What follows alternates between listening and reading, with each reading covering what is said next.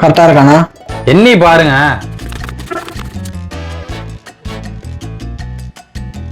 பணம் கொடுறான்.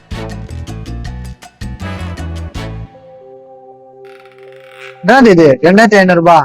அவ்வளவு பணம் அவருக்கு ஒரு சேர் குத்தலாம்டா அப்படின்னா போடுவேன். அவருக்கு ஒரு சேர் குத்தலாம்டா அப்படின்னா போடுவேன். உலகத்துல கெட்டதுன்னு எதுவுமே தானா நடக்கிறது இல்ல, அதை உண்டு பண்றதே நாம தான். நாம எல்லாம் இருக்கிற இந்த தேசத்துல எத்தனை புத்தர் வந்தாலும் சரி, எத்தனை காந்தி வந்தாலும் சரி, எத்தனை இயேசு வந்தாலும் சரி, எத்தனை நபி வந்தாலும் சரி, எத்தனை ராமலிங்க சுவாமிகள் வந்தாலும் சரி, நம்மளால என்ன முன்னேற முடியல. என்னைக்கு எண்ணத்தால நாமே நம்மளை திருத்திக்கிறோமோ அன்னைக்கு தான் நாமெல்லாம் நல்ல வாழ்க்கை வாழ முடியும். அண்ணா கொடுறா காசு.